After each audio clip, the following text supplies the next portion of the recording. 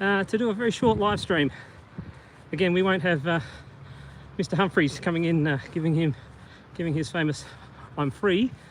It's a very quick live stream. If you caught my live stream down at the beach yesterday morning, I said that I might end up at the right place and the right time to see the Australian ship, Antarctic ship, the Nuyina, make its way back into Hobart.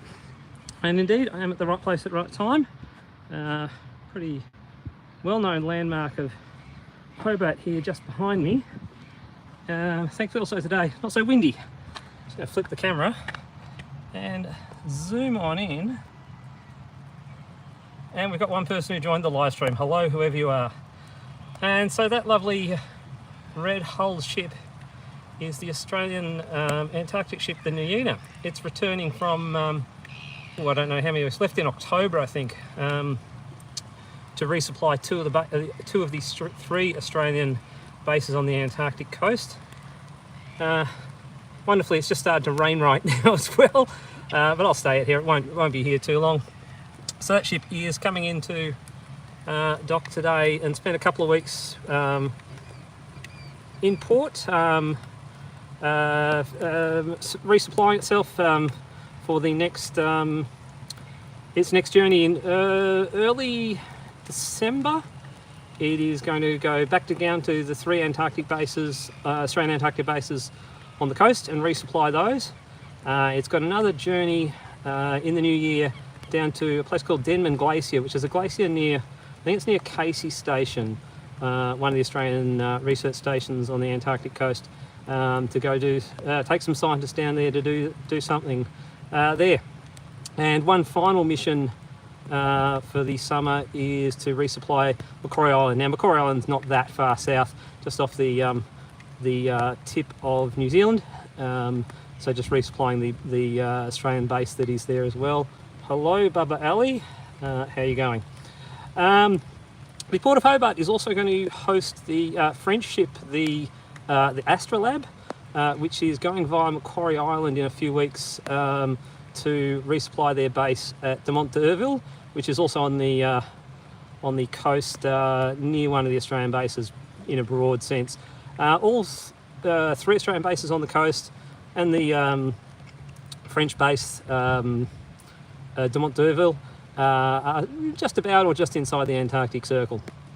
So it seems like an awful lot of effort to go to keep up the lie of Antarctica if these people aren't actually doing what they say they're doing.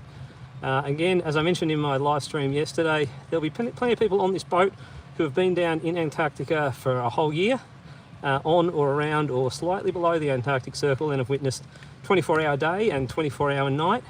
And there will be people who are getting on this ship in a couple of weeks to travel down to Antarctica and sit it out there for a summer and all through winter again, because the Australian bases are manned all year round.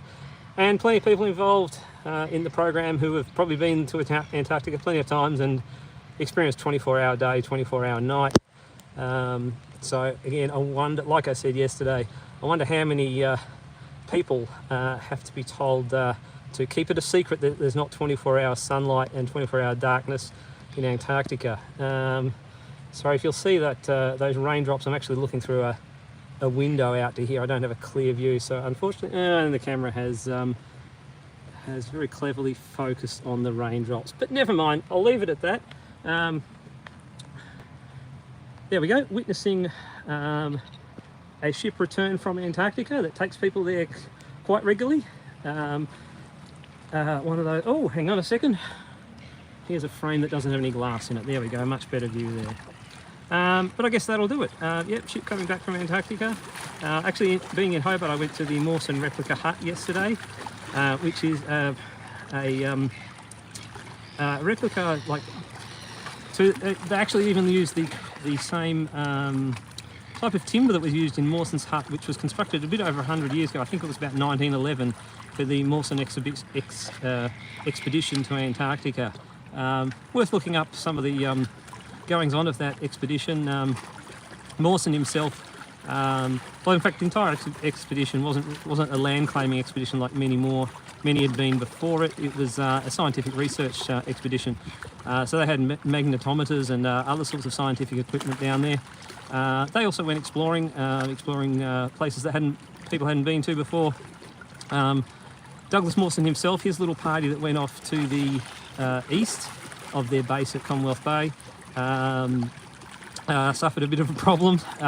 One of the party fell down a crevasse and took a sled and a whole lot of their sled dogs with him, and presumably perished quite quickly down there.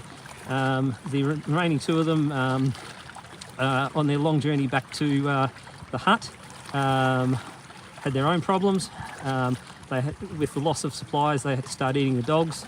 It's possible that eating the dogs had left the second person that was accompanying Douglas Mawson with a vitamin A overload and causing his death.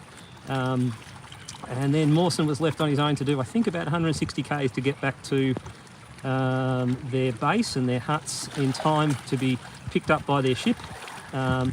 And he got caught in a blizzard about a week out from that, had to spend some time in one of their...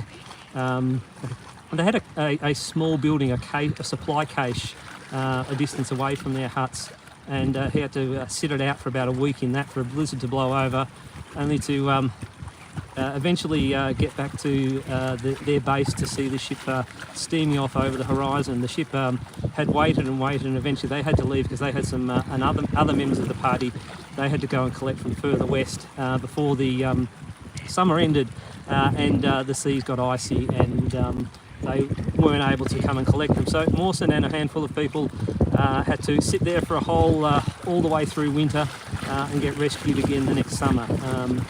Yeah, quite an interesting story there. Well, I'll leave it at. Thank you very much for those few people who have joined me, and I will see you later. Andrew out.